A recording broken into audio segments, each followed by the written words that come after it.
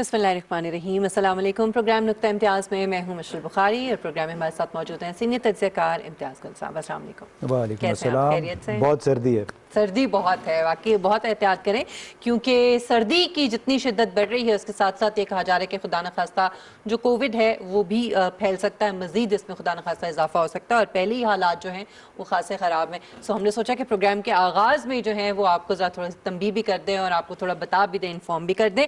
लेकिन आप, मुझे पता है कि बड़े वेल इन्फॉर्म्ड हैं और आप मीडिया भी देखते रहते हैं, सुनते भी रहते हैं और और इत्तलात सर्दियों में आपको इसकी शिद्दत ज़्यादा है इसलिए कि जी सर्दियों में ये सर्वाइव ज़्यादा करता है कोविड। ये वायरस। एग्जैक्टली।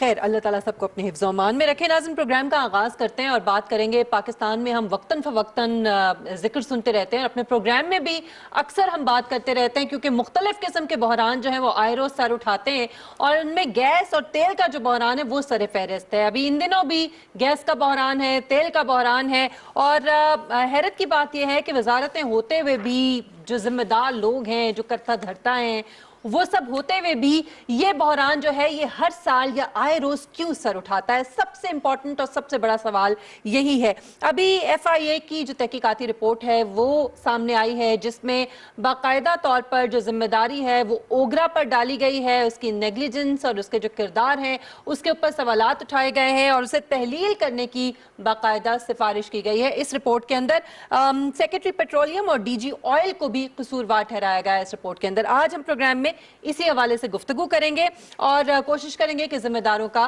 तायुन जो है वो किया जा सके। प्रोग्राम में हमें ज्वाइन कर रहे हैं रजीउद्दीन साहब, साबिक MD OG DCL, इस वक्त हमारे साथ मौजूद हैं। बहुत शुक्रिया रजीउद्दीन साहब आपके वक्त के लिए। सेनेटर नुमान वजीर साहब भी हमारे साथ प्रोग्राम में मौजूद हैं, आपका भी बहुत शुक्रिया प्रोग्राम में शामिल होने के लिए नुमान वजीर साहब। सबसे पहले तो रजीउद्दीन साहब मैं आपकी तरफ आऊंगी। सबसे बुनियादी और सबसे पहला सवाल जो है वो मेरा यही होगा कि ये जो बहरान आए रोज सर उठाता है, हालांकि वजारत मौजूद है, तो फिर वजारत की जिम्मेदारी क्या है? बिस्मिल्लाहिर्रहमानिर्रहीम। देखिए, ये जो बहरान आते रहते हैं ये इंस्टीट्यूशंस में कंटिन्यूटी नहीं है, एकदम से पूरा का पूरा सेटअप नया आ जाता है। जब नया आ जाता है इसका मतलब कि आपने वो इंस्टीट्यूशन आज ही बनाए, उनके पास तो कोई इंस्टीट्यूशनल मेमोरी है नहीं। तो ये जो डिपार्टमेंट्स हैं, DG ऑयल का डिपार्टमेंट है या मिनिस्ट्री का सारा ऑयल एंड गैस और पावर खासकर, ये इनके लिए बड़ी इंस्टीट्यूशनल मेमोरी चाहिए ताकि जो पुराने लोग हैं वो नीचे से ग्रेड 17 से लेकर 22 तक पहुँचें। और तभी जब जाकर आपको पता होगा कि क्योंकि बड़ी कॉम्प्लेक्स चीज़ है ये, और तेल और गैस की ख़रीदो फरोख्त सेल ये बड़ा एक कॉम्प्लेक्स चीज़ है। इसी तरह ओगरा में भी एक इंस्टीट्यूशनल मेमोरी चाहिए लोगों को। तो ये हमारे पास एक बहुत बड़ा फॉल्ट या कसूर रहा है हुकूमतों का, जिसमें उन्होंने कंटिन्यूटी नहीं रखी और एकदम से नए लोग आ जाते हैं, उनको मालूम नहीं होता और वो उस फील्ड के नहीं होते हैं, उनको फिर पता नहीं लगता। तो आप समझे कि अभी जो सेटअप है वो बिल्कुल नया है, जैसे कि समझे कि आज जैसे कि 1947 में था उस तरह आज की है, लोगों को कुछ नहीं पता उधर कि क्या हो रहा है क्या नहीं हो रहा है। एक तो ये प्रॉब्लम है हमारे इन इदारों के साथ जो खासकर तेल गैस और बिजली के साथ जिनका ताल्लुक है। दूसरा आप ये बताइएगा कि जैसे जो आपने क़यादत के तसलसल ना होने की बात की है, ये तो एक वजह हो गई। ये बताइए कि अगर तसलसल होता भी तो पाकिस्तान का जो मौजूदा निज़ाम हुकूमत है, गवर्नेंस का निज़ाम है, फिर क्या हम इस किस्म के बहरानों से बच सकते थे? जी बिल्कुल, क्योंकि जो लोग मतलब पिछले 30 साल से काम कर रहे हैं वहाँ पर, अगर वो साहिब इख्तियार होते और पूरा एक उनके पास इंफॉर्मेशन डेटा होता तो उनको पता होता कि आगे क्या होने वाला है, सप्लाई डिमांड क्या होने वाली, उस तरह की वो मतलब सैकड़ों मीटिंग्स अटेंड कर चुके हैं और सैकड़ों दफ़ा इस तरह की चीज़ें अवॉइड की जा चुकी हैं। जब आप समझे कि 19 की दहाई में और 2010-11 तक भी सिचुएशन ऐसी थी कि वो लोग जो ग्रेड 17 में आए थे 1975, 76, 77 में, वो फिर ग्रेड 22, 21 तक पहुँचे, 20 तक पहुँचे। तो वो तो इस तरह की कई मीटिंगें अटेंड कर चुके थे और कई दफ़ा ये बहरान आकर उन्होंने अवॉइड कर दिया इस बहरान को। ये नहीं कि ये बहरान नहीं आ रहा था, मुझे याद है 97 में और 99 में भी ये बहरान आ रहे थे, लेकिन चूँकि वहाँ पर ऐसे लोग बैठे थे जिनको मालूम था कि मार्केट में कैसे डील करते हैं, जिनको पता था कि कैसे हमने इसकी तरसील करनी है, कैसे हमने प्राइसिंग करनी है, कैसे हमने इंपोर्ट करना है। लेकिन अब जो लोग आने लगे हैं वो तो बिल्कुल बेचारे नाबलद हैं। मैं अगर कल मैं बेसिकली इंजीनियर हूँ, कल आप मुझे बोलेंगे जी बस आके वो एक हार्ट सर्जरी कर दें, कोई बात नहीं, हार्ट सर्जरी आप पढ़ लें, गूगल कर लें, क्या मैं कोई ऑपरेशन थिएटर में मेरे सामने कोई लेटेगा? कोई नहीं लेटेगा। چاہے میں کتنے MDs بن چکا ہوں کہیں پر بھی. اسی طرح جو یہ ادارے ہیں نہ صرف بلکہ یہ ادارے اور پلاننگ کمیشن کا بھی یہی حال ہے, اور بھی جو ہمارے میجر ادارے ہیں ان میں ایک کنٹینیوٹی چاہیے, اس میں گریڈ 17 میں انٹر ہو کے انسان اوپر تک جائے اور اسی دائرے میں رہے, تب جا کر وہ ایک ایکسپرٹ بنے گا اور اس کو دوربینی ہوگی, جو کہ اب انفارچونیٹلی پچھلے 8-9 سال سے وہ سسٹم ختم ہو بہت گیا. امپورٹنٹ تو اس پوائنٹ کو ہے جو دوبارہ آپ نے لانے کی اٹھایا ہے ضرورت کہ ہے. جو تقرریاں ہوتی ہیں وہ کس بنیاد پہ ہوتی ہیں, کیا وہ تھرو پراپر چینل ہوتی ہیں, کیا وہ میرٹ پر ہوتی ہیں, یہ بہت بڑا سوال ہے. لیکن میں اس پہ دوبارہ آؤں گی, لیکن میں چاہوں گی کہ ہم نعمان وزیر صاحب کو بھی شامل کریں گفتگو میں. نعمان صاحب, جو تازہ ترین رپورٹ آئی ہے FIA کی انکوائری رپورٹ, ایک تو اس پر میں چاہوں گی کہ آپ کی اس پہ کیا رائے, کیا آپ اس سے اتفاق کرتے ہیں جو جن عوامل کو اجاگر کیا گیا ہے اس رپورٹ میں؟ شکریہ. سب سے پہلے تو میں ایک کریڈٹ گورنمنٹ کو دیتا ہوں کہ PTI گورنمنٹ کو کہ پہلی دفعہ ایسے اس کیس میں نہیں اور کیسز میں بھی PTI کی گورنمنٹ نے انکوائریز آرڈر, پچھلی گورنمنٹ تو انکوائریز بھی آرڈر نہیں کرتی تھی. ہیونگ سیڈ دیٹ کہ ایک اچھا سٹیپ ہے, آگے بھی بہتری کی طرف چلتے جائیں گے. یہ انکوائری میں 7 آدمیوں کی کمیٹی تھی جس میں 5 پولیس آفیسرز تھے اور 2 ٹیکنیکل ایکسپرٹس تھے. جیسے رضی صاحب بات کرتے ہیں, بار بار کہہ رہے ہیں کہ پروفیشنلزم ہونا چاہیے, انسٹیٹیوشنل ہسٹری ہونی چاہیے. ان ساتوں میں کوئی انسٹیٹیوشنل ہسٹری نہیں تھی, اور کوئی 5 تو بالکل پولیس آفیسر تھے جو پروفیشنل نہیں تھے, 2 بیچ میں پروفیشنل تھے. ایک تھے رشید فاروق صاحب اور دوسرے تھے عاصم مرتضیٰ صاحب. Surprisingly not a single meeting they attended, اور ان کی جگہ ایک سبسٹیوٹ ایک آدمی کو ڈالا انہوں نے جو ایکس اوگرا کا آدمی تھا, مسٹر یاسین, جو ڈسہارٹن ٹائپ تھا, کوشش کر رہا تھا ممبر اوگرا بن جائے نہیں بنے, تو اس نے اوگرا پر اور منسٹری پر ہر طرف سے بلیم ڈالا. تو ایک یہ چیز ہے کہ وہ 2 پروفیشنل تو تھے ہی نہیں جو اس کے اندر تھا. ہیونگ سیڈ دیٹ, جو رضی صاحب بات کرتے ہیں وہ ٹھیک بات کرتے ہیں کہ جی ایک انسٹیٹیوشنل میموری بھی ہوتی ہے اور پروفیشنلزم ہونا چاہیے. سرپرائزنگلی جو DG آئلز ہے, ہی از اے OMG officer, he is a doctor by profession, لیکن یہ OMG یا DMG آفیسر کا کام نہیں ہے. اس کے اندر اسی ڈپارٹمنٹ کا آپ کو now this case supply chain والا آدمی ہونا چاہیے تھا. وی شوڈ ہیو ریئلائزڈ کہ جی سپلائی کس طرح, انٹرنیشنل سپلائیز کس طرح آتی ہیں اور کس طرح ہوتا رہتا ہے. یہ سپلائی چین ایشو ہے یا پروفیشنل نعمان صاحب, یہ جو انجینئر کا پوائنٹ آپ ایشو نے ہے. اٹھایا ہے, یہ اب تو چلے رپورٹ میں بات سامنے آ گئی کہ وہ کون تھے, کیا ان کو اس عہدے پر ہونا چاہیے تھا یا نہیں, لیکن جب یہ تقرریاں ہو رہی ہوتی ہیں تو کیا اس وقت یہ معلومات نہیں کی جاتی ہیں, یہ جان بوجھ کے نیگلیجنس کی جاتی ہے؟ لیکن یہ ناٹ اے فیلڈ کہ یہاں DMG OMG افسر کا کام ہی اس کے اندر بھی ہے. یہ آپ مجھے بتائیں کہ کوئی DMG افسر کو کسی کمپنی کا چیف ایگزیکٹو لگائیں گے, کوئی پرائیویٹ سیکٹر والا, کوئی کارپوریٹ اینٹی کسی کو بھی نہیں لگائے گا, because he doesn't have the relevant experience about that field.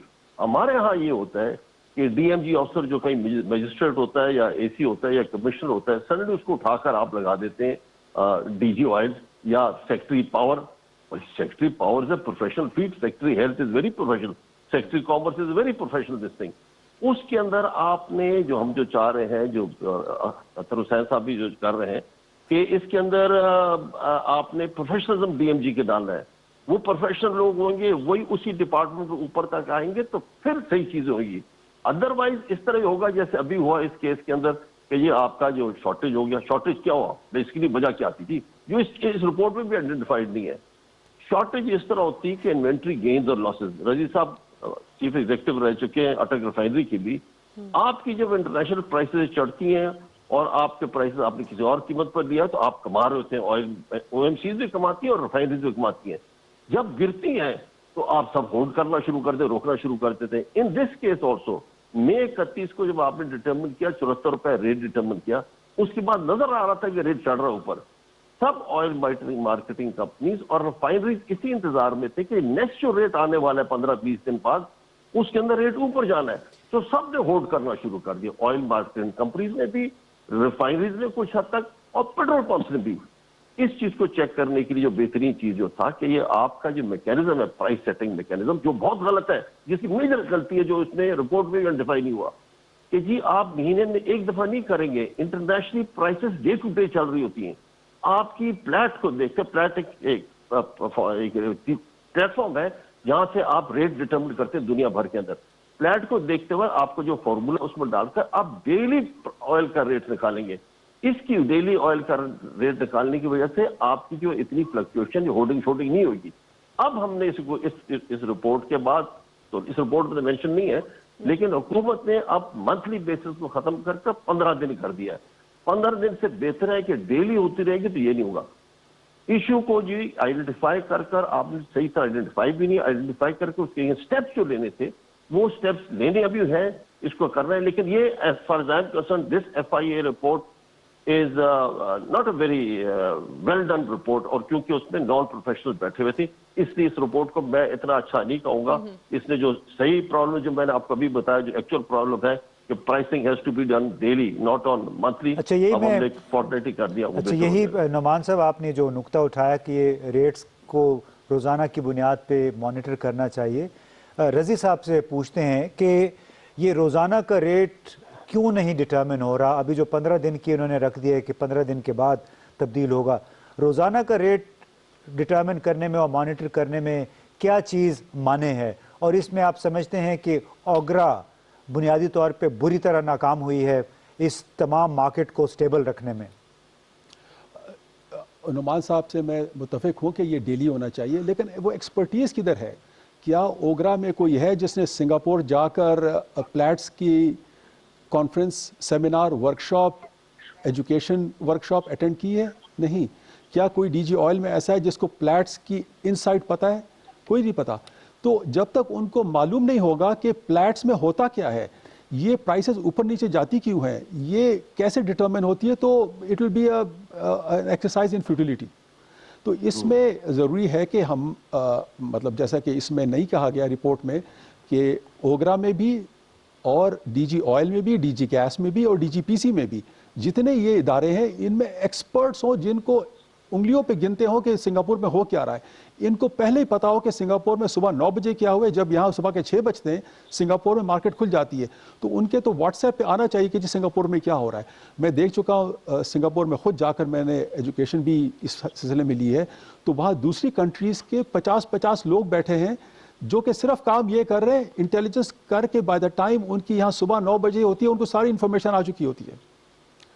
اچھا سنگاپور، یہ بتائیے کہ سنگاپور فقدان ہے. آپ چونکہ بار بار یہ سنگاپور کا حوالہ دے رہے ہیں، تو یہ جو بنیادی اصطلاح بھی آپ استعمال کر رہے ہیں اسی تو وہ ذرا وضاحت کیجئے، لوگوں کو نہیں معلوم کہ آپ سنگاپور کا کیوں ریفرنس دے رہے ہیں. دیکھیں جو پاکستان کی تیل اور گیس کی قیمتیں معین ہوتی ہیں وہ سنگاپور سے لنکڈ ہیں. جو سنگاپور میں سارے دن میں ٹینڈر ہو رہے ہوتے ہیں، ابھی جس طرح پورے 15 دن میں جو ٹینڈر ہو رہے ہوتے ہیں اس کی ایک ایوریج نکال کے ہمیں اگلے 15 دن کا پرائس آ جاتی ہے، ڈیزل کی بھی اور پیٹرول کی بھی اور کیروسین کی بھی. لیکن ہمیں یہ نہیں پتا ہوتا کہ وہ ڈائنامکس کیا ہوئی، کیا وہ پرائس اچھی تھی، خراب تھی، بری تھی، کوئی کارٹیل تھا، کیا تھا، یہ کچھ نہیں پتا ہمیں. ہم بس وہ ایک نمبر لیتے ہیں اور ہم چل پڑتے ہیں. آج سے نہیں، پچھلے 20-30 سال سے ہم یہ کر رہے ہیں. لیکن جب آپ کو معلوم ہوگا کہ مطلب دیکھیں ریگولیٹر ہے، ڈی جی آئل بھی ایک قسم کا ریگولیٹر ہے اور اوگرا بھی ایک ریگولیٹر ہے، دے آر ناٹ کیلکولیٹرز. تو ان کو یہ پتا ہونا چاہیے کہ ریفائنریز، دیکھیں ریفائنریز بھی، او ایم سیز بھی بزنسز ہیں، ان کی بھی بقا ضروری ہے، کسٹمر کی بھی بقا ضروری ہے، حکومت کے ٹیکسز کی بقا بھی ضرورت ہے. تو یہ جب انفارمیشن ان کے پاس ہوگی کہ اب کیسے یہ میکینزم چل رہا ہے، کیا یہ میکینزم جو ہے تو یہ ہمیں بہت زیادہ پرائس کر رہا ہے، بہت کم پرائس کر رہا ہے، کیونکہ انہوں نے فیئر اینڈ ریزنیبل رہنا ہے. ان تینوں کسٹمر، گورنمنٹ اور بزنس کے درمیان ایک لیول پلینگ فیلڈ ہونی چاہیے. تو دیکھیں مطلب اس میں یہ ہے کہ جو سنگاپور سے ہم لنکڈ ہیں، ہمارا ڈیلی ہو چاہے وہ ویکلی ہو، فورٹ نائٹلی ہو، منتھلی ہو، ہم سنگاپور سے اٹیچڈ ہیں. اور جب تک وہ سنگاپور کی پرائس ہمیں نہیں پتہ لگے گی وہ کیسے ڈٹرمن ہوئی ہے، ہم تو پھر ایک مطلب ایک بلیک ہول میں چلے جائیں گے، ہم تو ہوا میں چلے جائیں گے. تو میں ایگری کرتا ہوں نعمان صاحب سے کہ یہ میکینزم ہمیں لے آنا چاہیے، لیکن انفارمیشن کے ساتھ، عقل کے ساتھ، نہ کہ ہم نقل کے ساتھ. اچھا نعمان صاحب، کنٹریز میں ہے. اچھا یہی سوال اب اگر نعمان صاحب کے پاس ہم لے جائیں، نعمان صاحب یہ بتائیے گا کہ اس FIA کی رپورٹ میں جو دوسرے ریگولیٹری ادارے ہیں ان پہ، ان کے وجود پہ بھی ایک سوال اٹھایا گیا ہے کہ اگر یہ اپنے اپنے فرائض انجام نہیں دے رہے ہیں تو پھر ان کا جواز کیا ہے. اسی کانٹیکس میں پھر اوگرا کی بھی بات کی گئی ہے کہ اوگرا کو ختم کر دینا چاہیے. کس حد تک، کیوں حالات یہاں تک پہنچتے ہیں اور کس حد تک باجواز ہے اوگرا کو تحلیل کرنا؟ دیکھیں جہاں تک اوگرا کا تعلق ہے، اوگرا ہو گیا، نیپرا ہو گیا، یہ ساری انرجی ریگولیٹری باڈیز ہیں. اس کا بڑا ضروری ہے، ہونا چاہیے، ہر ملک میں ہونا چاہیے، پاکستان میں بھی ہونا چاہیے، جو ریگولیٹر کا پرفارمنس کرے. جہاں تک اس کا تعلق ہے کہ اس کے اندر ہیومن ریسورس جو ہے وہ کتنا کمپٹنٹ ہے، آئی ایگری، وہ خاص کمپٹنٹ نہیں ہے. لوگ سلیکٹ کر دیے جاتے ہیں، جو اگر ایک کمپٹنٹ ہی ہو وہ بہترین سے بہترین آدمی لے گا. یا اس طرح نہیں دیکھا جاتا ہے، کچھ لوگوں کی سفارشیں ہوتی ہیں، کچھ اپنے اسٹرنگس پل کر اپنی پوزیشن پکڑ لیتے ہیں. اس طرح نہیں ہونا چاہیے، پروفیشنلز آنی چاہیے. صرف اوگرا کی غلطی میرے خیال میں نہیں ہے اس کے اندر منسٹری کی جو ڈی جی پیٹرولیم اور آئل ہوتے ہیں. اور اس کے اندر ایک اور آپ کو میں چیز بتاؤں، جس کی رپورٹ ہی مینشن نہیں ہے. ایک علی ابرو صاحب ہیں جو انٹرسٹیٹ گیس کمپنی کے 6 سال سے بیٹھے ہوئے ادھر، اور ہی از پولنگ آل دا اسٹرنگس. اب وہ بھی رولز کے اگینسٹ ہے. اس کو کس طرح بٹھایا کہ منسٹری کے اندر تو اپنے پروفیشنلز ہونے چاہیے تھے، اس کے مطابق اس کو چلنا چاہیے. اوگرا میں بھی ڈی جی آئل اور ایک اور ڈپارٹمنٹ ہے، ایکسپلوزیو ڈپارٹمنٹ، جس کا کام ہے جب آپ لائسنس اوگرا ایشو کرتا ہے اس کا کام ہے آگے جا کر چیک کرنا کہ جی آپ کا جو 21 ڈیز کا آپ نے اپنے اسٹاکس رکھنے ہیں، اسٹورز رکھنے ہیں، مطلب ٹینکس آپ کے پاس ہونے چاہیے، وہ ہے یا نہیں ہے. اب ان تینوں ڈپارٹمنٹ سے، اوگرا ہو گیا، منسٹری ہو گیا، ڈی جی آئلز ہو گیا، اور ایکسپلوزیو ڈپارٹمنٹ بھی آ جاتے ہیں کچھ میں. ان تینوں میں آپس میں کنفیوژن ہے کہ ہو از گوئنگ ٹو چیک کہ آئل لیول، اسٹاک لیول کتنا ہے، کتنا ڈپلیٹ ہو گیا. پھر اوپر سے کیا ہوتا ہے، ریفائنری کے ساتھ بھی تعلق رکھتا ہے. اس کیس میں کیا ہوا، اس کیس میں آپ کی ریفائنریز فرنس ان دنوں میں مئی جون کے اندر ریفائنریز کے فرنس آئل ٹینکس بھر گئے تھے. ریفائنریز میں تھرو پٹ کو اپنا گرا کر بالکل نیچے لے آئے اور بند کرنے والی ہو گئی ریفائنری. پرابلم یہ ہوا کہ ہمارے جو ایئر فورس کے کمرشل ایئر لائنز وغیرہ جو ہے وہ ایویشن فیول استعمال کرتے ہیں. اگر وہ اور امپورٹ کرتے رہتے تو فرنس آئل پہلے ہی جاتا تھا تو ریفائنریز بند ہو رہی تھی. تو دے اسٹاپ دا امپورٹ تو اسٹاپ کیا.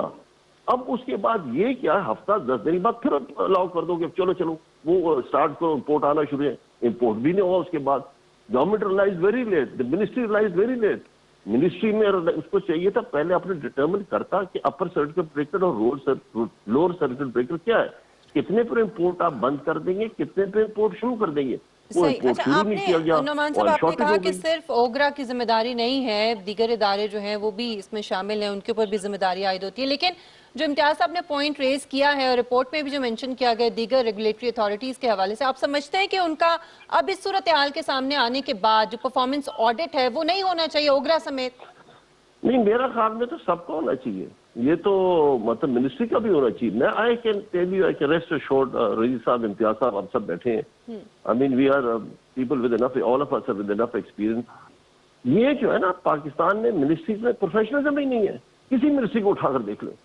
یہ آپ ڈی ایم جی آفیسر وغیرہ کام نہیں ہے، انسٹیٹیوشن ہسٹری کیری کرنا چاہیے، لیکن اس کی کیپیسٹی بلڈنگ میں آپ نے کیا کیا؟ اس منسٹری کے اندر آپ نے کبھی، جیسے رضی صاحب کہتے ہیں، کبھی ان کو بھجوایا کہ جہاں پر انٹرنیشنل کورسز کریں، سمجھیں؟ وہ کچھ بھی نہیں ہے. نہ آپ نے اس افسروں کا کیا، ان کی پروفیشنلزم کو کیا، نہ ادھر آپ نے سسٹمز بنائے. آپ کے پروسیجر نہیں ہے، فارمولا بنا ہوا ہے، پرائز ڈٹرمنیشن کرتے ہیں. فلیٹ کے لیے آپ نے سبسکرائب کیا ہوا ہے، روزانہ ریٹ آ جاتا ہے. منسٹری نے بھی کیا، اوگرا نے ہزاروں ڈالر دے کر اس کی سبسکرپشن لی ہوئی ہے، آپ کے پاس ریٹ آ جاتا ہے. اس ریٹ کے مطابق اپنے فارمولا نکال کر کس طرح پرائسنگ ہوگی، نوٹیفیکیشن کس طرح ہوگی، وہ پروسیجر ہی کلیئر نہیں ہے. کتنا شارٹ ہو جائے گا پاکستان میں تو کیا کریں گے؟ وہ آپ ومز اینڈ فینسی پر تو نہیں کریں گے کہ ڈی جی آئل فیصلہ کر دے گا، سیکرٹری کرے گا یا منسٹر کرے گا. منسٹر بیچارہ بھی تو فریش آدمی ہے، اس کو بھی تو اتنا کچھ پتہ، جو منسٹر بھی ہوگا جس حکومت کا بھی. It is the bureaucrat, it is the professionals who are going to tell the politician, the prime minister, the ministers کی جی یہ پوزیشن ہے. وہ پروفیشنلزم اسی ڈپارٹمنٹ نظر نہیں آتا. اب اس کو ٹھیک کرنا چاہیے. پہلے جو حکومت جو تھی وہ تو سیاسی لوگوں کو مقرر کرتے ہیں جو سیاست میں اس کی باتیں سنیں. اب یہ حکومت آ کر پروفیشنلزم کو لانے کی کوشش کر رہی ہے. عشرت حسین صاحب بھی اس میں لگے ہوئے ہیں بیوروکریسی کو ٹھیک کرنے کے لیے. With the passage of time ٹھیک ہو جائے گا. لیکن آپ کی جو بات آپ نے کی کہ اس کا ہر ڈپارٹمنٹ کا جو انٹر ڈپارٹمنٹ انٹیگریشن ہے، کمیونیکیشن ہے، دیٹ از لیکنگ. اچھا یہ بتائیے، جی ایک طرف امتیاز صاحب آپ کے 4th فلور پر ہے منسٹری آف پاور اور 3rd پر ہے پیٹرولیم. یہ 9 انچ کا چھت ہے بیچ میں، ان کے آپس میں کمیونیکیشن نہیں ہے کہ کتنی بجلی کے لیے کتنا تیل چاہیے، پتہ ہی نہیں ہے. یہ اس طرح تو ملک. چلیے نعمان صاحب، اسی حوالے سے چونکہ آپ بار بار وہ پروفیشنلزم کی بات کر رہے ہیں اور یہ کہ ان دو ڈپارٹمنٹس میں آپس میں ارتباط یا کوآرڈینیشن نہیں ہے. تو رضی صاحب سے پوچھتے ہیں کہ یہ ایک سکینڈل نہیں ہے کیا کہ ایک ہی وزارت کے اندر مختلف ادارے ہیں, ان کے آپس میں ربط نہیں ہے, کوآرڈینیشن صلاح مشورہ نہیں ہے, اور چونکہ نعمان صاحب نے بات کی کہ پروفیشنلزم کی کمی ہے, پروفیشنلزم کی کمی کیوں ہے؟ یہ تو سارے ادارے بورڈز کے ذریعے چلتے ہیں, ان بورڈز میں اب کس قسم کے لوگ آتے ہیں جس کی وجہ سے یہ ادارے زیادہ فعال ہونے کی بجائے بالکل ایک منجمد ہو کے رہ جاتے ہیں اور پھر پوری قوم کو بحران در بحران کا سامنا کرنا پڑتا ہے؟ آپ ذرا کائنڈلی ان کے بورڈز پہ بھی ضرور روشنی ڈالیں, بورڈ ممبرز پہ. امتیاز صاحب, ایک چیز میں ذکر کروں کہ 1999 تک پلاننگ کمیشن ایک ہر منتھلی ایک میٹنگ ہوتی تھی انرجی ریویو گروپ کے نام سے. اس میں ہر ایک ہوتا تھا, چاہے وہ پورٹ کا ہو, چاہے وہ FWO کو ہو, NLC کا ہو, ریفائنریز ہوں, منسٹریز ہوں, ہر ایک بندہ اس پلاننگ کمیشن کے کانفرنس روم میں موجود ہوتا تھا اور وہاں کوآرڈینیشن ہو جاتی تھی کہ ڈیمانڈ سپلائی کیا ہوگی, گیس کیا ہوگا, پیٹرولیم کی سیکٹریز ہوتے تھے, پاور کے, تو پلاننگ کمیشن کے ڈپٹی چیئرمین اس کو چیئر کرتے تھے اور کبھی کبھی سیکٹری صاحب بھی چیئر کر لیتے تھے. وہ 99 کے بعد وہ چیز ختم ہو گئی, لیکن پلاننگ کمیشن کو چاہیے کہ اس کو ریوائیو کرے. میں نے دیکھا کہ دوسرے ملکوں میں جہاں میں کام بھی کر چکا ہوں ایز اے کنسلٹنٹ, وہاں پر بھی انرجی ریویو گروپ کے نام سے کوئی نہ کوئی کمیٹی منتھلی کوآرڈینیٹ کرتی ہے. منتھلی پاور ہو, ٹرکنگ ہو, امپورٹس ہو, پورٹ ہو, لے کینز ہو, وہ سارا اس میٹنگ میں ہو کے پھر پتہ ہوتا تھا کہ اس مہینے کیا کرنا ہے اور پورے اگلے 3 مہینے کیا کرنا ہے. جب تک پلاننگ کمیشن یہ ایک energy review group coordination meeting نہیں کرے گی, اس طرح کے بحران آتے جائیں گے اور آتے جائیں گے اور آتے رہیں گے. تو یہ ایک میرا نقطہ ہے کہ یہ اس رپورٹ میں مسنگ ہے, اور یہ پلاننگ کمیشن کو چاہیے کہ یہ ضرور منتھلی میٹنگ کال کرے فار جتنے لوگ اس سیکٹر میں انوالو ہیں, انرجی سیکٹر میں, چاہے وہ پاور ہو, چاہے آئل یا گیس ہو, کول ہو. اب ذرا بورڈز کے بارے میں بتائیے کہ یہ ان بورڈز کو سونے کی کان کیوں کہا جاتا ہے, خاص طور پہ جو آئل اینڈ گیس کے شعبے سے متعلق ہیں؟ اسے دیکھیں, آئل اینڈ گیس تو ظاہری بات ہے پاکستان کا, آپ دیکھیں امپورٹ ہی جو ہے $15 بلین کی امپورٹ ہے, تو ظاہری بات ہے کہ سونے کی کان ہی ہے نا. مطلب آپ کے امپورٹ میں مطلب 40 بلین میں 15 بلین مطلب 1/3 تو آئل اینڈ گیس ہے, اور اس کے لیے اتنی بڑی امپورٹ کے لیے آپ نے 3 بندے رکھے ہوئے ہیں, وہ بھی نان پروفیشنل رکھے ہوئے ہیں. تو یہ اس کو درست کرنے کی ضرورت ہے. میں ذرا رپورٹ پہ کچھ کہنا چاہوں گا. رپورٹ جو ہے پرائمریلی میرے خیال میں یہ ایک پری فیکٹ فائنڈنگ رپورٹ ہے, اس کو انویسٹیگیشن رپورٹ نہیں کہا جا سکتا. اس میں تو اس کو رپورٹ کو, اس فیکٹ فائنڈنگ رپورٹ کو پہلے تو میرے خیال میں جو FIA ہے اس کو درست کرے کہ اس میں جو فلرز ہیں, ویسے انہوں نے فلرز ڈالے ہیں, وہ ہٹا کر اینیکشرز میں لے جائے, اور جو ایڈجیکٹیو استعمال کیے جیسے ایگزوربیٹنٹ, اس طرح کے مطلب ابھی یہ ججمنٹ نہیں کر رہے ہیں. وہ تو رپورٹ میں کہا گیا ہے کہ مزید تحقیقات جو ہے وہ ہونی فیکٹ فائنڈنگ مشن پہ نکلے ہیں, ایک انویسٹیگیشن رپورٹ نکل رہے ہیں, تو ان کو چاہیے تھا کہ یہ ایڈجیکٹیوز نکالیں اس میں سے اور اس کو ایک comprehensive report to the facts بتائیں. فیکٹس نہیں بتا رہے ہیں, اور اس طرح کی اوگرا کو بند کر دینا. اور دیکھیں ہمیں اس کی رپورٹ میں کوئی بیانات نہیں ہے, سیکٹری صاحب کا بیان نہیں ہے, DG آئل کا بیان نہیں ہے, اوگرا چیئرمین کا بیان نہیں, وہ کدھر گئے بیانات, اور پھر ECC کی سمری کدھر گئی, ڈیسیجن کیا ہوا, کیوں ایسے کیا گیا. اور اس سب کا جو بنیادی جو پرابلم رہا ہے وہ 25 مارچ کا لیٹر تھا جہاں سے یہ سارا پرابلم شروع ہوئی. اس لیٹر کو, وہ لیٹر کیسے بن گیا, کس نے اجازت دی اس لیٹر کی, وہ تو اس میں ہے ہی نہیں. تو اس رپورٹ کو میرے خیال میں فیکٹ فائنڈنگ, پری فیکٹ فائنڈنگ سے فیکٹ فائنڈنگ پہ لایا جائے, اور اس کے بعد ایک انویسٹیگیشن کی جائے جس میں ایکسپرٹ شامل ہو, جن کو پتہ ہے کہ سپلائی چین ہوتی کیا ہے, ہوڈنگ کیا ہوتا ہے, کیسے ہوڈنگ کرتے ہیں. اس میں جو لکھا گیا دیٹس ناٹ ہولڈنگ, میرے خیال میں وہ تو سپلائی چین کا ایک میکینزم ہے, اور جو پرائسنگ کی گئی ہے وہ بھی ایک پرائسنگ جو ہے جو الاؤڈ ہے. آپ وہ اس میں لکھا ہے کہ 63 کمپنیاں ہیں. ہم نعمان وزیر صاحب سے بھی میں چاہوں گی کہ اگر آپ بھی کیا آپ بھی اتفاق کرتے ہیں رضی الدین صاحب سے, وہ یہ کہہ رہے ہیں کہ مزید تحقیقات ہونی چاہیے, اس میں مزید لوگوں کو بھی شامل ہونا چاہیے. دیکھیے ہم ابھی رضی صاحب بھی اور آپ سب یہی کہہ رہے ہیں کہ پروفیشنلزم نہیں تھا. اس رپورٹ کو جو کنڈکٹ کر رہے تھے انکوائری کو, وہ بھی 5 پولیس آفسرز تھے. یہ پولیس آفسر کا کام نہیں ہے, یہ تو اس سے ہوتا چلو ایک ہوتا ہے پولیس آفسر, باقی 4-5 فیلڈ کے ایکسپرٹ ہوتے ہیں. کوئی OMC کا آدمی ہوتا, کوئی ریفائنری کا ہوتا, کوئی آئل مارکیٹنگ کمپنی کا ہوتا, ایسے قسم کے لوگ ہوتے اس کے کرتے. تو یہ اتنی اچھی رپورٹ نہیں ہے. اس نے بھی بس ایسے 165 پیجز بھر دیے, 5-6 مہینے لے لی, الٹیمیٹلی جو چیز آئی چلو بس کچھ سٹارٹ ہوا, بہتر سٹارٹ. دیکھیں نا اس کے اندر میں آپ کو بتاؤں, اب رضی صاحب نے کہا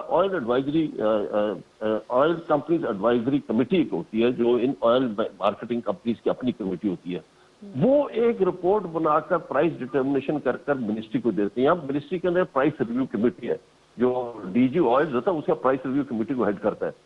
وہ جو افسوس کی بات یہ کہ جو آئل کمپنیز کے آئل جو کمیٹی, جو آئل ایڈوائزری کمیٹی جو ہے, اس کی جو رپورٹ آتی ہے جس طرح آتا ہے وہ ویسے نوٹیفیکیشن کر دیتے ہیں.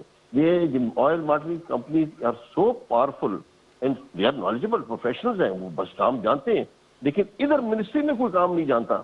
ان کی جو چیز آتی ہے وہ فارورڈ کر دیتے, ادھر اوگرا کے پاس آتی ہے, اوگرا تھوڑا بہت دیکھ کر اس کو بھی آگے گورنمنٹ نوٹیفائی کر دیتی ہے. تو اٹ از ناٹ پراپر. لیکن ابھی سچویشن میں بتاؤں ایک اور, ناٹ ریلیٹڈ ٹو دس, لیکن ایک آگے ہونے والا کیا ہے جنوری کے اندر, آپ کا LNG اور گیس شارٹ ہو جانی ہے.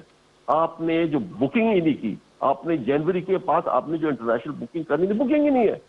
So you are going to land up into very big problem. جو ابھی جو تھا, پہلے آپ کو 13.32 برنٹ پر RLNG مل رہی تھی, جو کہ $4-5 کی تھی, اب آپ کو مل رہی ہے $15 کی جنوری, اور کچھ دینے کو تیار بھی نہیں جنوری کو. یہ منسٹری کا کام تھا کہ فارورڈ بکنگ کرتے, اس کو گائیڈ کرتے منسٹر کو کہ آپ نے فارورڈ بکنگ کرنی. جو نعمان صاحب اس میں تو آپ کے پھر حکومت کے جو وزیر ہیں براہ راست, ان پہ بھی تو بات آ رہی ہے کہ وزیر, مشیر, سیکریٹری پیٹرولیم, آئل ممبر آئل, یہ سارے پھر ذمہ دار ہیں براہ راست. نہیں, میں امتیاز صاحب اس کو تھوڑا کریکٹ کر دوں گا. آپ نے وہ یس منسٹر والا ایک برٹش پروگرام ہوتا تھا ٹی وی کے اوپر, تو منسٹر جو ہوتا تھا نا, اس کو تو بیوروکریٹ گائیڈ کرتا تھا. منسٹر تو میری طرح آدمی ہوگا جو کچھ سمجھتا ہی نہیں ہوگا, کچھ اتنا اس فیلڈ کو جانتا, تھوڑا بہت جانتا ہوگا. The person who are professionals over there, they have to guide him. They should have guided him. تو پہلے سے ایک SOP بنی ہونی چاہیے تھی کہ آپ نے جون, جولائی, اگست میں, نومبر, دسمبر, جنوری کی فارورڈ بکنگ کرنی ہے, جو نہیں کی. اب آپ کو کوئی گیس ہی دینے کے لیے, you see the amount of problem we are going to have in January, mark my word. آج میں جو کہہ رہا ہوں, آپ کو گیس ہونی نہیں ہے, اور آپ نے فرنس آئل پر بینک کرنا ہے, فرنس آئل بھی شارٹ ہو جانا ہے, پاور بجلی کی آپ کی لوڈ شیڈنگ شروع ہو جائے گی. مطلب یہ پروفیشنلی ہینڈلڈ ہی نہیں یہ چیزیں. تو یہ ساری چیزیں میں آپ کو بتاتا ہوں, یہ باٹم لائن یہ ہوتی ہے کہ جی آپ کو ہر محکمے میں پروفیشنلز ہونی چاہیے, جو نہیں ہے, اور نہ کوئی SOPs بنی. یہ انکوائری بھی کر دی, پولیس افسر نے انکوائری کر دی. کیا انکوائری ہے یار, ٹو بی ویری فرینک, سدے بھر دیے. وہ میں اوگرا سے آج صبح بات کر رہا تھا, کہتے ہیں ہم سے تو یہ ٹنز لوڈ آف پیپر لے گئے, اور یہ چیز سامنے آ گئی. اس کو بھی, اوگرا کو بھی بلیم کر دیا, منسٹری کو بھی بلیم کر دیا, سب کو بلیم کر دیا. اور جو ڈٹرمن فیکٹ ڈٹرمن کیا, you have to first identify the problem and then come up to the solution. Not just blaming people. You have not identified the problem. The problem is the pricing mechanism, pricing, timing of pricing. آپ یہ سمجھتے ہیں کہ اصل جو مسئلہ ہے اس کو آئیڈینٹیفائی نہیں کیا گیا, اور اس رپورٹ کو آپ بھی انکمپلیٹ کہہ رہے ہیں. رضی الدین صاحب, آپ یہ بتائیے گا اب اس کا وے فارورڈ کیا. نعمان صاحب تو کہہ رہے ہیں کہ پرائسنگ میکنزم جو ہے اس کا اثر نو جائزہ لیا جانا چاہیے. آپ کی نظر میں اب کیا ایک ایسا طریقہ کار ہو مستقل, مؤثر, کہ مستقبل میں گیس یا تیل کے بحرانوں سے بچا جا سکے؟ ابھی تو ہمارے سر پہ ایک بحران کھڑا ہے. جیسا کہ ہم اس بات کو کہہ رہے ہیں کہ منسٹری آف پیٹرولیم کے جو پالیسی ونگز ہیں اور اوگرا میں تھنک ٹینکس اور ایکسپرٹیز ہونی چاہیے. پلاننگ کمیشن انرجی ونگ میں ایکسپرٹیز ہونی چاہیے. اور میں بتاؤں, ایک تو یہ ایکسپرٹیز ہونی چاہیے, وہاں تھنک ٹینکس ہونے چاہیے, ان کو سارا پتہ ہونا چاہیے. سیکنڈلی, آپ انرجی ریویو گروپ کو امیڈیٹلی فعال کریں انڈر دی ڈیپوٹی چیئرمین, اور آپ اوگرا کو لے جائیں اسٹیبلشمنٹ سے اور کیبنٹ سے ہٹا کے, اس کو جو اس کا روح ہے کہ they should be reporting to the supreme judicial council. وہ ایک, دس از اے کوازائی جوڈیشل باڈی. یہ ان کا کام ایگزیکٹو کام میں نہیں ہے, یہ جوڈیشل باڈی ہے. یہ اصلاحات کی ضرورت ہے, اور اصلاحات کرنے کے لیے بڑا ضروری ہے کہ گورنمنٹ یہ سٹیپس لے. اور ظاہری بات ہے کہ جو منسٹر ہوتے ہیں, اسپیشلی جو SAPM ہیں, وہ تو ایکسپرٹ ہیں. ان کو تو آج سے کیا, ان کو تو اگلے 5 سال کا پتہ ہونا چاہیے. وہ تو دیکھیں نا, اس لیے تو وہ special assistant to the prime minister ہیں, کیونکہ ان کو فیوچر کا پتہ ہے کہ کیسے یہ کرتے ہیں. ہی از ایکسپرٹ. اسی طرح چاہے ایگریکلچر کا ہو چاہے انڈسٹری, دے آر ایکسپرٹس. تو یہ ایکسپرٹ ایک اکیلا ایکسپرٹ کو نہیں کر سکتا. میں نہیں کہتا SAPM کو سب کچھ मतलब कर सकता है, वो बेचारे के पास तो 24 घंटे हैं दिन में, 48 घंटे तो नहीं है। तो उसके पास टीम होनी चाहिए जो कि एक थिंक टैंक की टीम होनी, और वो टीम जो है वो DG oil, DG gas, DG PC के नाम से चलती है, जिनमें कोई एक्सपर्टीज ही नहीं है। तो बहुत सी इमीडिएटली सिफारिशात जो एक्सपर्टीज हैं लाया वो इस जाए। रिपोर्ट में भी सामने आई हैं, बहुत सारे पॉइंट्स जो हैं वो उठाए गए हैं और प्रोफेशनलिज्म का फुकदान है। नुमान वजीर साहब ने कहा, आप ये कह रहे हैं कि प्लानिंग का फुकदान है। बहुत शुक्रिया रजीउद्दीन साहब आपका और नुमान वजीर साहब आपका। इम्तियाज साहब, ये तो अभी ओगरा की हमने बात की है, अभी अगर हम दीगर इदारों को उठाकर देखें तो मेरे ख्याल में इसी किस्म की मसाइल जो हैं उसका शिकार वो इदारे भी हैं। जी, वो इसलिए कि जो सिलसिला अगर शुरू होगा तो फिर तहकीकात का चल पड़ेगा, ये तो फिर रुकने वाला जी, पहला तो सवाल है कि तहकीकात करेगा कौन? हाँ। अगर पुलिस अफसरों ने करनी है या फौजी अफसरों ने करनी है, जो एतराज उठाया भी गया है। और बुनियादी एक एतराज़ है कि उसमें टेक्नोक्रेट्स उसमें शामिल नहीं हैं। सही। और दूसरी बात यह है कि जितने भी ये बड़े इदारे हैं, चाहे वो नेपरा है, पेपरा है, ओगरा है या पेमरा है। पेमरा ज़रा मुख्तलिफ है थोड़ा सा, चूँकि बराह रास्त वो मीडिया से उसका ताल्लुक़ है। वहाँ भी वैसे पुलिस वाले बैठे हुए हैं, मैं आपकी इतला के लिए अर्ज़ से कुछ ऐसे उसके शोबे हैं, वहाँ भी से रिटायर्ड पुलिस अफसर बैठे हुए हैं। लेकिन जो नुमान वज़ीर साहब ने और रज़ीउद्दीन साहब ने निशानदेही की है कि वहाँ पे पेशावराना जो एक्सपर्ट्स हैं उनकी कमी है। अच्छा, उसकी कमी क्यों है? बुनियादी तौर पे चूँकि इन कंपनियों के, जैसे PIA भी है, इनके बोर्ड्स होते हैं, PTV का भी एक बोर्ड है, और इन ख़ास तौर पे जो ऑयल एंड गैस या PIA जैसे इदारे हैं, चूँकि जिसको हमने जैसे कहा कि सोने की कान के मुतरादिफ हैं, ये यहाँ के बहुत बड़े बड़े बजट है, कोई 15-16 अरब डॉलर सिर्फ हम तेल इंपोर्ट करते हैं, तो उसमें अंदाज़ा लगाई कि कितनी कंपनियां हैं, कितने मुनाफे उसमें शामिल हैं। तो बोर्ड्स के जो मेंबर असल में वो की हैं, क्योंकि ज़ाहिर अगर बोर्ड इसलिए बनता है कि वो रहनुमाई करे, स्ट्रेटेजिक रहनुमाई दे उस इदारे को, वजारत को। अब अगर उस बोर्ड में एक रिटायर्ड अफसर आ जाता है, DMG जिसको कहते हैं, डिस्ट्रिक्ट मैनेजमेंट ग्रुप के, या पाकिस्तान सिविल सर्विस के कोई रिटायर्ड अफसर हैं, उन्होंने कई केसों में यह है कि पहले से एक नज़र रखी होती है कि अगले साल मैंने रिटायर होना है, तो कौन कौन से इदारों में कहाँ कहाँ पे जगह बनती है जहाँ पे मैं मेंबर के तौर पे चला जाऊँ। और ये बहुत सारे केसेस में ये हुआ है।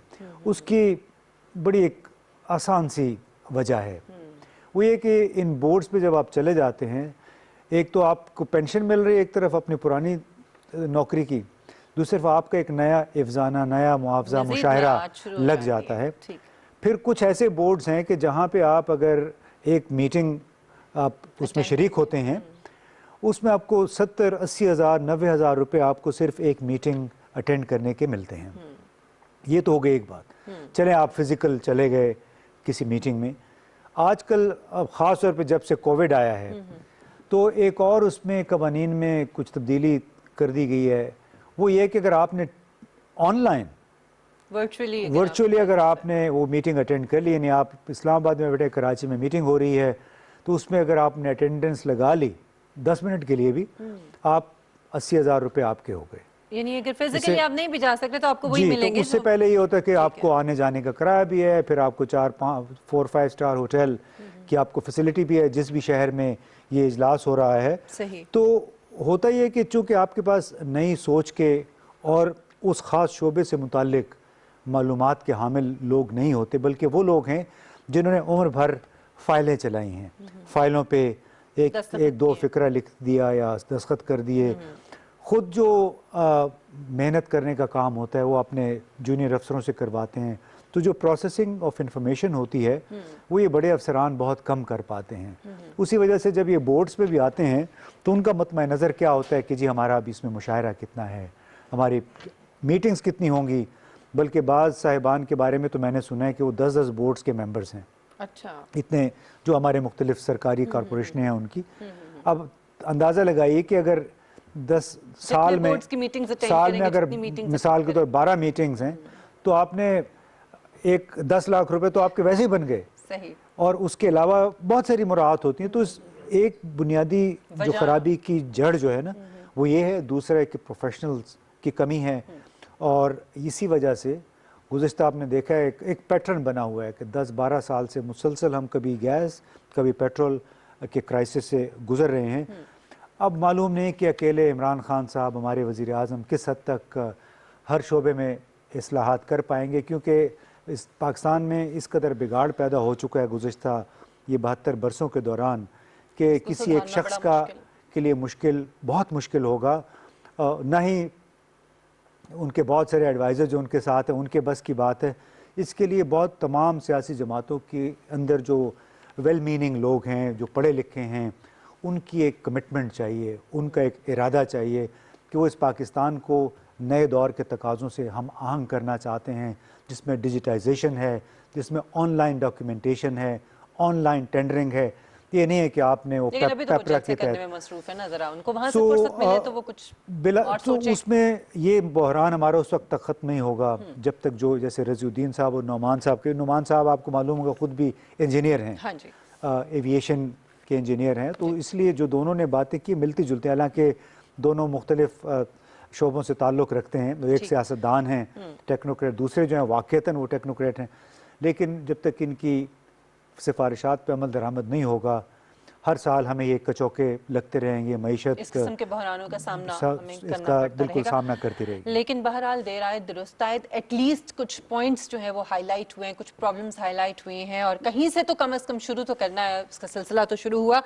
ناظرین یہاں پہ ایک بریک لیتے ہیں، بریک کے بعد واپس آئیں گے، ہمارے ساتھ رہیے گا۔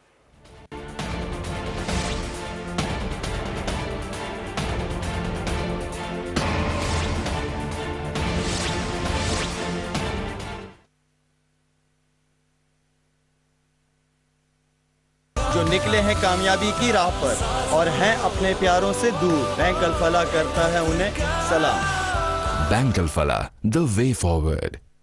بچوں کی زیادہ تعداد کی وجہ سے بہت مشکلیں دیکھی۔ جب میرے بچوں کی شادی کا وقت آیا تو مجھ سے بہتر مشورہ انہیں کون دے سکتا تھا۔ آج میری بہو کے 2 بچے ہیں۔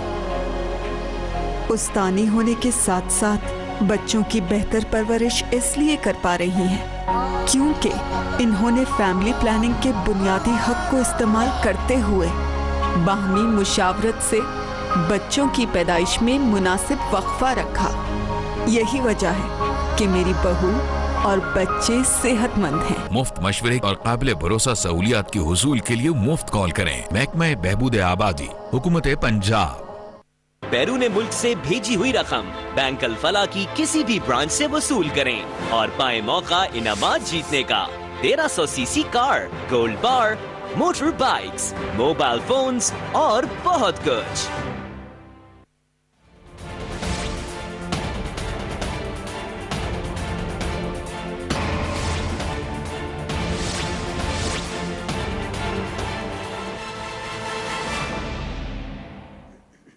Welcome back. ناظرین، گزشتہ دنوں دوحہ سے افغان طالبان کا ایک وفد جو ہے اس پاکستان کا دورہ کیا اور وزیر اعظم عمران خان سمیت اعلیٰ سطح پر ان کی جو ہے وہ یہاں پر ملاقاتیں ہوئیں۔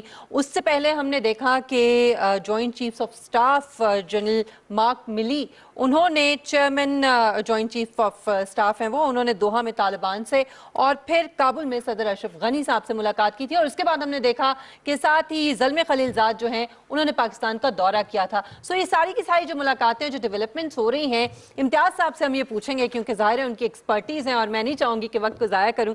امتیاز صاحب، یہ لنک بنتا ہے ان تمام ملاقاتوں کا کوئی یہ جو ہوتی رہی، اور اب تازہ ترین جو دورہ ہوا ہے یہ طالبان کا پاکستان؟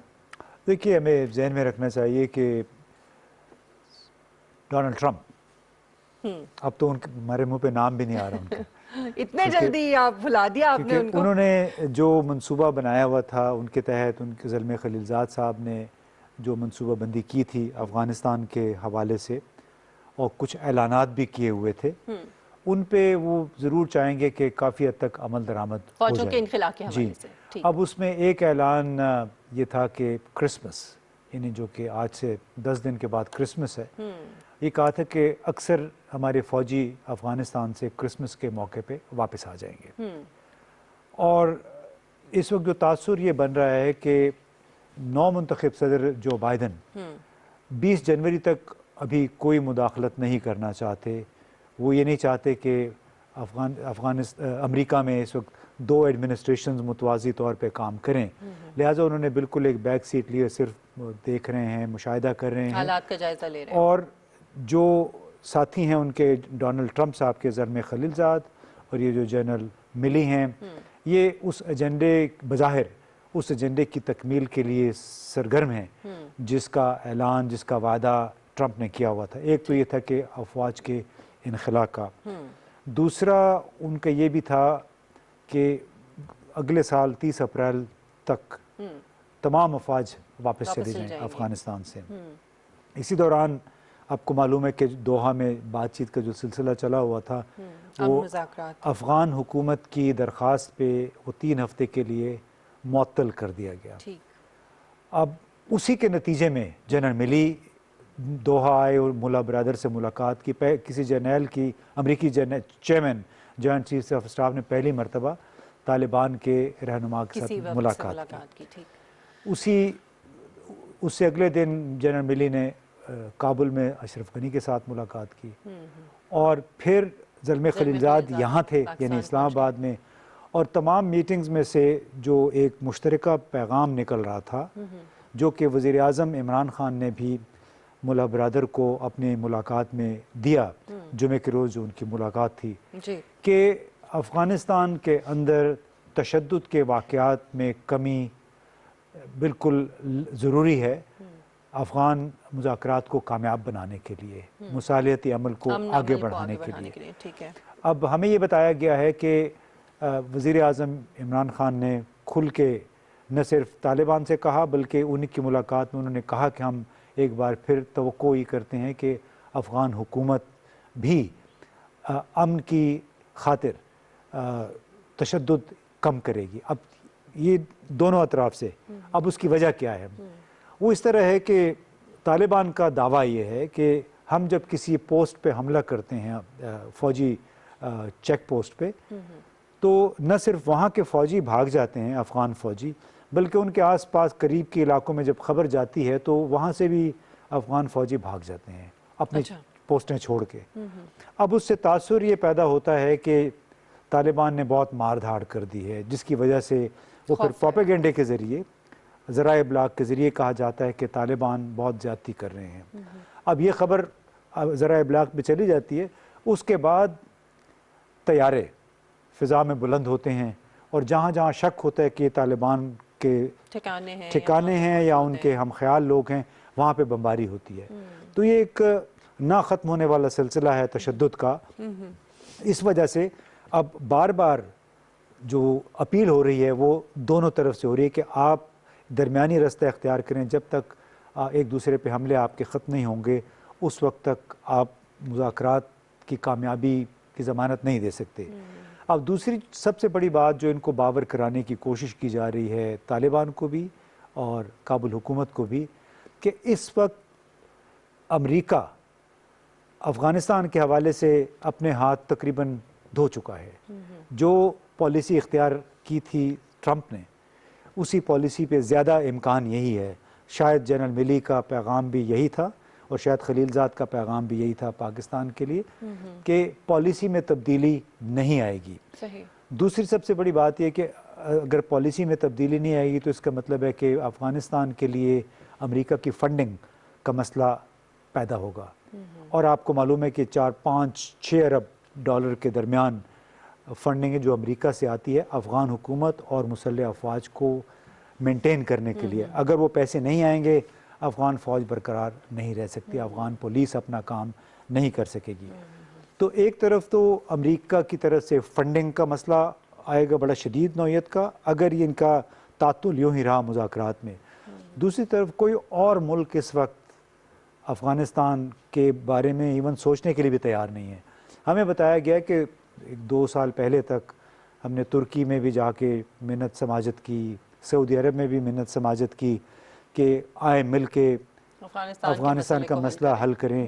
تو دونوں ملکوں نے ہاتھ کھڑے کر دیے کہ ہمارے اپنے گھر کے اندر بہت سارے مسائل ہیں، ہمیں افغانستان نہیں جانا.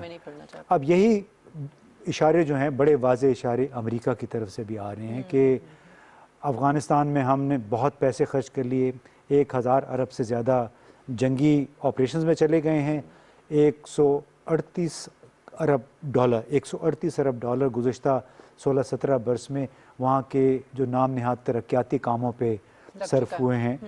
लेकिन दिलचस्प बात यह है, एक अभी ताज़ा तरीन एक रिपोर्ट आई थी किसी फॉक्स न्यूज़ की तरफ से मेरा ख्याल है, तो उसमें उन्होंने कहा कि मुझे बताया गया कि गुज़श्ता 18 बरसों में यहाँ पे कम से कम 138 अरब डॉलर खर्च हुए अफ़गानिस्तान की तरक्की पे। इसीलिए मैं देखने आया कि कितनी तरक्की हुई है। लेकिन आखिरी फ़िक्र उसकी ये था कि मुझे उस तरक्की के आसार कहीं नज़र नहीं आए, उन 138 अरब डॉलर का कहीं सुराग नहीं मिला। और वो बिल्कुल सही कहते हैं। इनकी तरफ जो special inspector general for reconstruction of Afghanistan, जिसको सिगार कहते हैं, वो भी अपनी कई 100 रिपोर्टें अब तक आ चुकी हैं। उसमें बार उन्होंने ये कहा है कि जो यहाँ पे पैसे आते थे तरक्की के नाम पे, उसका आधे से ज़्यादा पैसा कॉन्ट्रैक्टर्स की नज़र हो जाता था, अफगान हुकाम की नज़र हो जाता था। चूंकि बहुत कम रह गए इम्तियाज़ साहब, आपने कहा कि अमेरिका भी अब हाथ खड़े कर रहा है और वो नहीं चाहता मजीद इन्वॉल्वमेंट और पैसा पाकिस्तान को भी इस बात का बड़ी शिद्दत से एहसास है। पाकिस्तान का किरदार जो है, क्योंकि पाकिस्तान का तो वो ऐसा हमसाया है जिसको जाहिर है वो चेंज नहीं किया जा सकता। हमसाये से छुटकारा मुमकिन नहीं है, इसीलिए पाकिस्तान की भी बार बार यही कोशिश है। अफगान तालिबान को बार बार यही पैगाम दे रहे हैं। 19 नवंबर को जब वज़ीर आज़म काबुल गए थे, वहाँ भी खड़े होकर उन्होंने कहा था कि तशद्दुद में कमी किए बगैर अमन मुमकिन नहीं होगा। तो उनको बार बार पाकिस्तान ये कह रहे हैं कि आप खुदा के लिए कोई दरमियानी रास्ता इख्तियार करें। तमाम जो काबुल की हुकूमत है उनको भी सोचना पड़ेगा कि इक़्तिदार दायमी नहीं होता है, चाहे वो अशरफ गनी साहब हों या उनके दूसरे साथी हों, उनको भी सोचना पड़ेगा कि अफ़गानिस्तान के बड़े मफाद, इज्तिमाई मफाद के लिए शायद उन्हें भी इक़्तिदार की कुर्बानी देनी पड़े। अमल को कामयाब करने के लिए जो है तमाम कोशिशें और ताकतें सर्व करना नागुज़ीर है। ये जब तक रियलाइज़ नहीं होगा अफ़गान हुकूमत को और तालिबान को, तब तक मसाइल हल नहीं होंगे। और पाकिस्तान की बदस्तूर ये कोशिश है कि अमन कायम हो जाए। प्रोग्राम का वक्त यहाँ पे ख़त्म होता है। मिशेल बुखारी और इम्तियाज़ गुल साहब को इजाज़त दीजिए। इंशाल्लाह कल आपसे मुलाकात होगी। अपना बहुत ख्याल रखिएगा। अल्लाह हाफ़िज़।